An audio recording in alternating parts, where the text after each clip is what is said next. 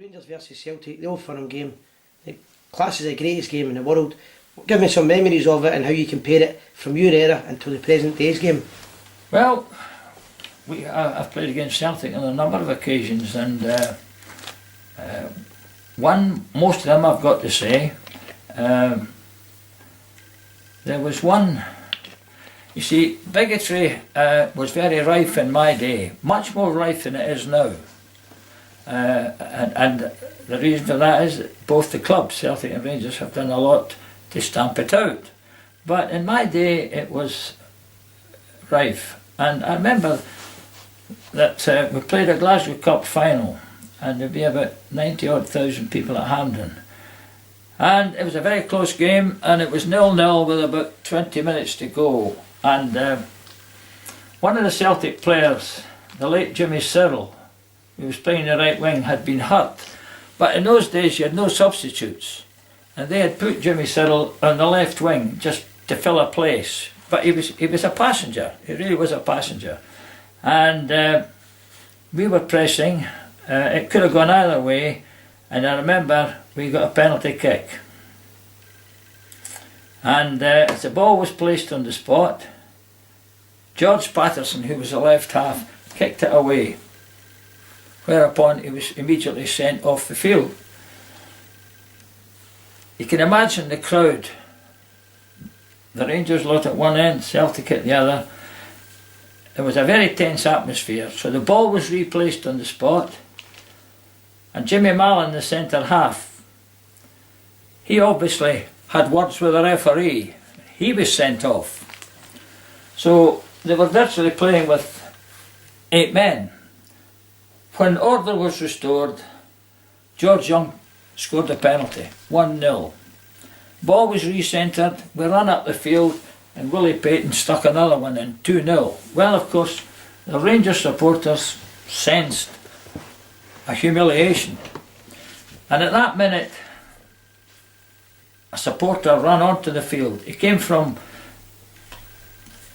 say, behind my goal, and I got off my mark, and Shaw says, back to your goal. But this person was running, and I thought he was running towards me, and he had a bottle in his hand. Anyway, I got off my mark, and Shaw, as I say, ordered me back into the goal. But just as if by magic, policemen seemed to converge from all areas and got this fellow. Now, he wasn't after me, he was after the referee, and the referee, I remember quite clearly, was a Glasgow gentleman called MC Dale, Mungo Dale.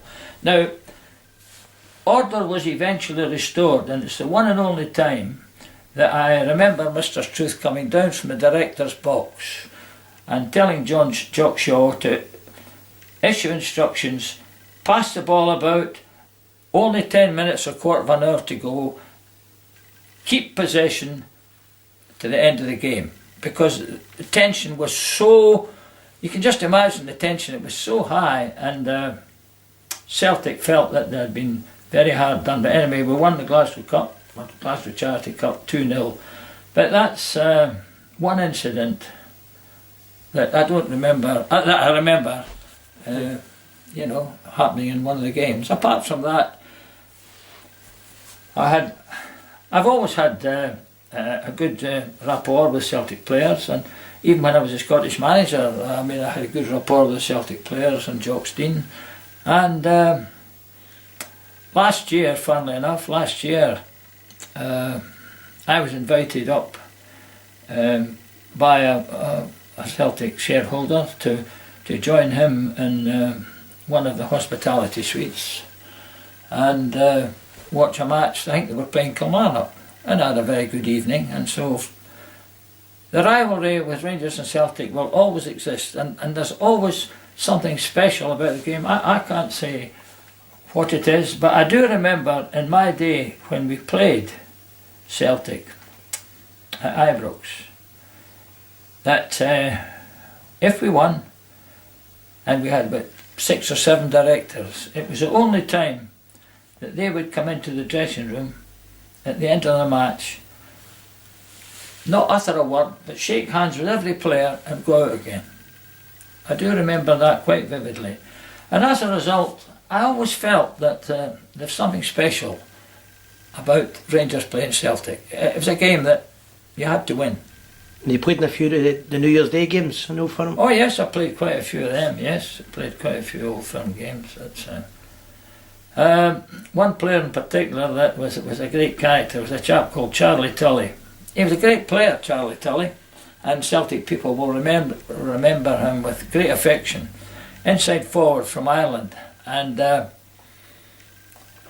he was always happy when he played the game. I mean, he was always passing a joke or what have you, even if you a corner kick, you know, he would come up and say, right, well, I'm going to have you in the back of the net or whatever, you know, and you felt that Charlie Tully played the game with a passion, you know. So how did it feel? You're playing in front of 100,000 crowds. Well, it didn't bother me. The only time it bothered me was when I lost that goal in the Scottish Cup final with 130,000 there. I could never live that down. But they say time's a great healer, and at the end of the day we won and won the cup, so all was well. Yeah, and how would you compare the support in that generation to the current support? Well, they were passionate, and they're passionate now in Rangers, but as I've emphasised, it was a working man's game, and it was the number one entertainment, you know, and you always felt as a Rangers player that, as they do now, that you had to go out and win. But the difference is that now you've got players there, they might not be there for terribly long, you know, they come and they go, and players now, it seems to me, they sign a contract and maybe 3, 4 years, 5 years sometimes, and but if some club comes after them, you know, if the money's right, they don't think, well, I'm here for, you know, a stipulated time. They want to go. I think that's the nature of the game now. But in my day, well, you were there, and as I've said earlier, Rangers were very generous to us, very generous. I mean, nothing like the money they get now, but if you were a first team player, Rangers put £25 aside every week in a trust fund for the players, and twice a year you drew that. You drew it at Christmas time and at the end of the season. And also, if you were a player there, a regular player over 5 years, they gave you a benefit. Well, I had 2 while I was there without asking, you know, and as I say, as I said earlier, being an experienced amateur player signing for Rangers in 1946 and just being married, with part of the money that I got from Rangers, I was able to build a 4-bedroom house. I had it built for me, a 4-bedroom house with an acre of ground. Now that house still stands in the looking at Wallace Monument, and funnily enough, last year I was walking on the hills with my church rambling club, and I said to my friend, I said, I'd love to go down and see the house that I had built when I signed for Rangers. And we went down to Cambuskenneth, and there it was. Mind you, in those days it was on its own, because after the war things were very tight, very difficult to get building permission, very difficult to get permission to get wood and all the rest of it.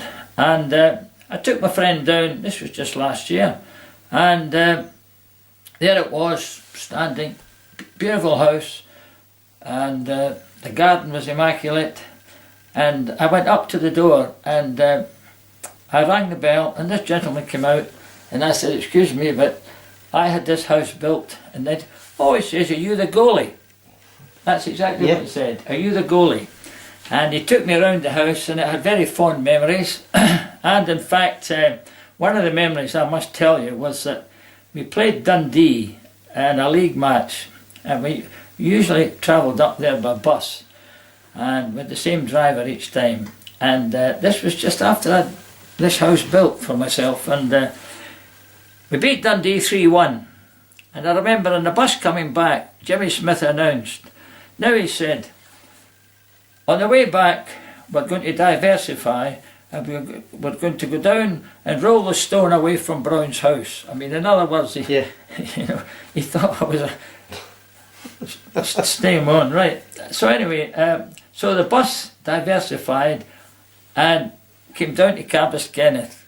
And I remember an evening, and he said, right, let's get out, boys, let's have a five-a-side. So the ground was fallow at that time, and the house had just been built. I remember we put the jackets out, and I said to my wife, make a cup of tea or something for the boys. She couldn't believe it. Now, and word spread right round the village of Campus Kenneth, the Rangers team are out there. And we had an impromptu 5 or 6 aside on the ground while my wife made sandwiches and scones. That's the atmosphere that pervaded in the team, you know.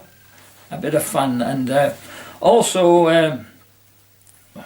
if we went to play Queen of the South, we would go down to Crawford, and we always had I like lunch in Crawford's Hotel.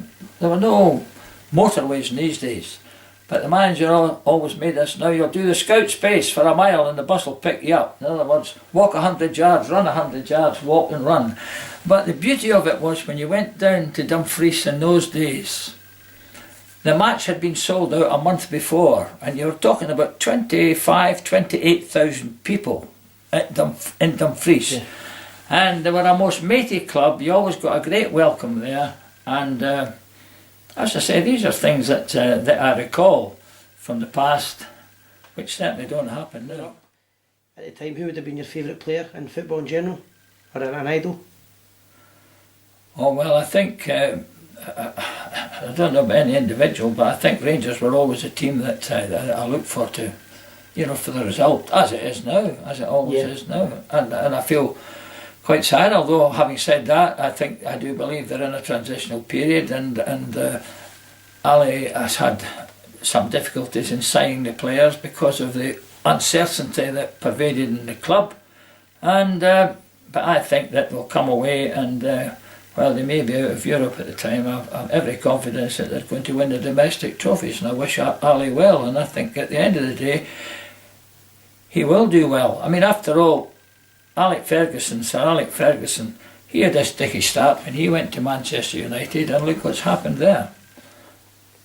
No, I've no doubt that Rangers will, in the not too distant future, I would love to see them in a position to sign some of the players, like the Loudrops, Van Bronckhorst, Paul Gascoigne, the De Boers, you know, and once again become a force in Europe, because with the facilities that Rangers have, the stadium and the training grounds, you know, I mean, they deserve no less.